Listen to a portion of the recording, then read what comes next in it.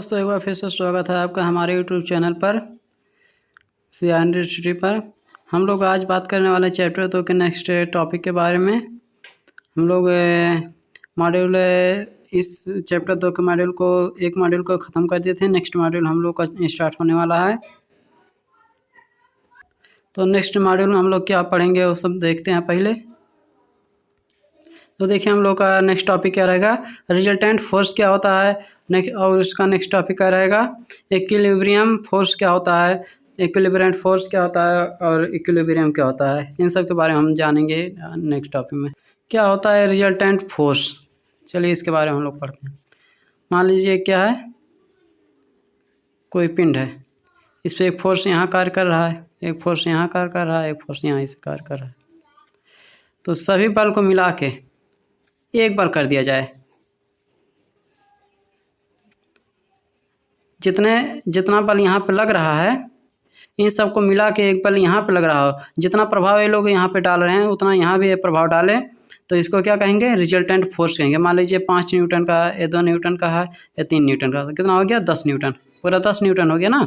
यहाँ 10 न्यूटन का इफेक्ट अपने अकेले में डाले, बस इसको क्या कहेंगे, रिजल्टेंट फोर्स। यानी कि किसी पिंड पर कई बल कार्य कर रहे हों, तो जो बल उस पर कार्य कर रहे हैं उनको, उन सभी बलों को मिलाकर एक बल बनाया जाए और उसका प्रभाव वही रहे जो सभी बलों का होता है, तो इसे क्या कहेंगे, परिणामी या रिजल्टेंट फोर्स।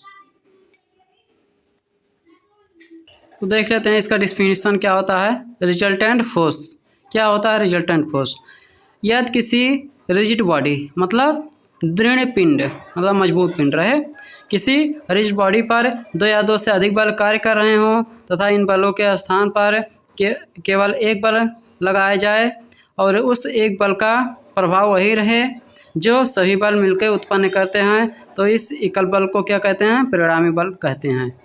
बस हो गया। नेक्स्ट टॉपिक हम लोग का क्या है, एक और चीज़ इसमें बता दें, आप लोगों के मन में क्वेश्चन आता होगा कि इधर से फोर्स क्यों नहीं लग रहा है ना। तो अगर इधर से फोर्स लगेगा तो इक्विलिब्रियम हो जाएगा, मतलब संतुलित अवस्था में हो जाएगा, कहीं पे ये जाएगा ही नहीं। तो इस पे कैसे अलग अलग से प्रभाव व्यक्त कर सकते हैं, नहीं कर सकते हैं। मान लीजिए ये पिंड है, इस पे कई बल कार्य कर रहे हैं, इधर से इधर से इधर से इधर से, तो ये क्या हो गया है, विरामावस्था में हो गया है। तो इस पर एक बल अगर लगाएंगे तो विरामावस्था में कहीं से होगा ही नहीं, तो यानी कि इस केस में फेल हो जाएगा। लेकिन इस केस में क्या रहेगा, फुल्ली डिस्क्राइब रहेगा। नेक्स्ट टॉपिक हम लोगों को क्या है, इक्विलिब्रियम।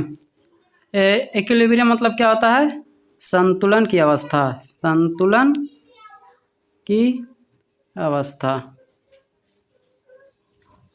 तो कोई वस्तु कब संतुलित रहता है, मान लीजिए कोई वस्तु है जो इस पे कई बल कार्य करें, सब मान लीजिए 2 न्यूटन का लगा रहा है, 2 न्यूटन का ऐसे भी होना चाहिए, 2 न्यूटन इधर 2 न्यूटन इधर, तो क्या हो गया, साम्य अवस्था में हो गया। और मान लीजिए कोई पिंड है, यहाँ 2 न्यूटन का लग रहा है, यहाँ 2 न्यूटन का लग रहा है, तो क्या होगा, इधर चला जाएगा, तो साम्य अवस्था में नहीं होगा। मतलब वो अपनी स्थिति ना बदले, उस पर ऐसा बल कार्य करे। मान लीजिए ये वस्तु, ये क्या है, एक ट्रक है, ठीक, ये गति कर रहा है, क्या कर रहा है, गति कर रहा है।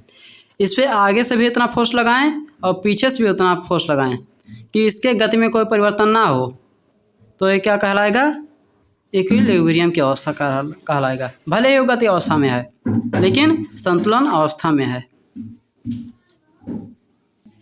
और मान लीजिए ये क्या है, मान लीजिए एक ट्राली है, ठीक, ये क्या है, एक ट्राली है। अब इस पे एक फोर्स इधर से लग रहा है, एक फोर्स इधर से लग रहा है। ट्राली तो पहले विरामावस्था में था, अब इस पर जब फोर्स लगा रहे हैं तभी ये विरामावस्था में ही है, तो इसे क्या कहेंगे, साम्यावस्था कहेंगे। लेकिन विरामावस्था गति अवस्था अलग अलग होता है, साम्यावस्था अलग होगा। यही साम्यावस्था ही संतुलन की अवस्था होता है। तो इसमें हम लोग क्या लिखेंगे, देख लेते हैं।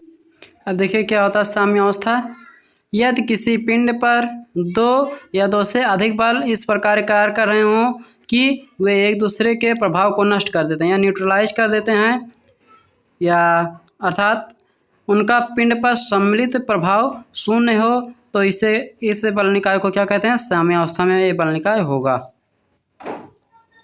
नेक्स्ट टॉपिक क्या रहेगा? साम्यक बल। चलिए देख लेते हैं साम्यक बल क्या होता है। साम्यक बल, ये साम्यक बल क्या होता है? ऐसा मान लीजिए क्या है, एक पिंड है, इस पे ऐसे फोर्स कार्य कर रहा है। क्या फोर्स कार्य कर रहा है? 3 फोर्स। वही पिंड यहाँ पे है, इस पे क्या फोर्स कर रहा है? 1 फोर्स है, जो कि इन तीनों का क्या है? परिणामी फोर्स है। ठीक, अब देखिए इस पे बल कार्य कर रहा है। मान लीजिए जो वस्तु है ये क्या है? विरामावस्था में है। तो अगर एक तरफ से बल लग रहा है तो क्या हो जाएगा? गति अवस्था में हो जाएगा। क्या हो जाएगा? गति अवस्था में। अब मान लीजिए यही फोर्स इधर से कार्य कर रहे हैं और ये क्या हो गया? परिणामी उसका हो गया। तो इधर से अगर इतना फोर्स कार्य कर रहे हैं, अगर इधर से यही परिणामी लगा दिया जाए तो क्या हो जाएगा? साम्यावस्था में हो जाएगा। हो जाएगा कि नहीं?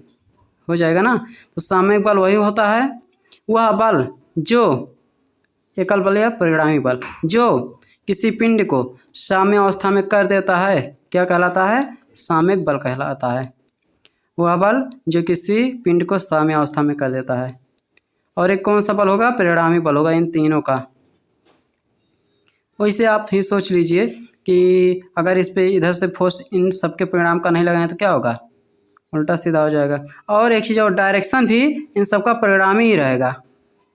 या फिर आप अलग अलग से फोर्स लगाएं, एक यहाँ एक यहाँ एक यहाँ, सब अलग अलग, या फिर सबको एक बना के लगाएं। तो साम्यक बल अगर अलग अलग पढ़ेंगे तो कई साम्यक बल हो जाएंगे, इससे अच्छा है एक ही पढ़ा जाए। क्या? परिणामी साम्यक बल।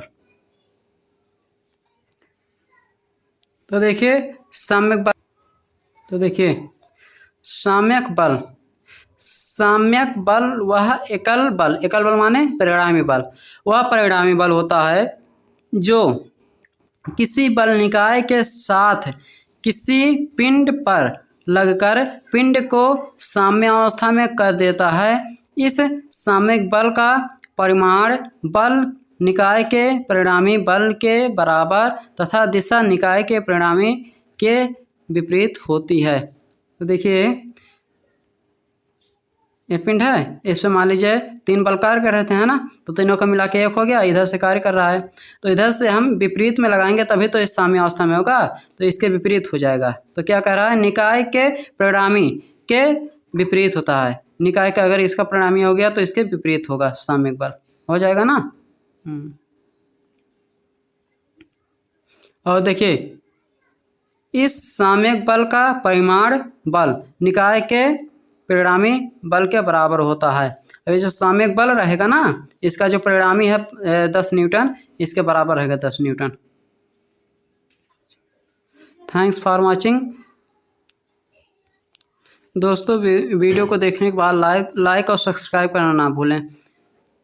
देखिए लाइक और सब्सक्राइब कर देते हैं तो इसमें आप ही का फ़ायदा है, इसमें हमारा कोई फ़ायदा नहीं है। सब्सक्राइब किए रहेंगे तो जितने नए वीडियो बनेंगे आप पे पहुंच जाएंगे तुरंत ही। और लाइक थोड़ा बहुत कर देंगे तो उसमें हमें मोटिवेशन मिल जाता है। और ये ना सोचे कि अगर आप लाइक कर देते तो आपका घाटा हो जाएगा। लाइक करने में या सब्सक्राइब करने में आपका कोई घाटा भी नहीं होता है। तो दोस्तों जितने भी आप वीडियो देखें ज़रूर लाइक और सब्सक्राइब ज़रूर करें, चाहे हमारा चैनल हो या किसी का भी हो। अगर आप देखते हैं तो उसको सब्सक्राइब ज़रूर करना चाहिए। Thank you. मिलते हैं नेक्स्ट वीडियो में।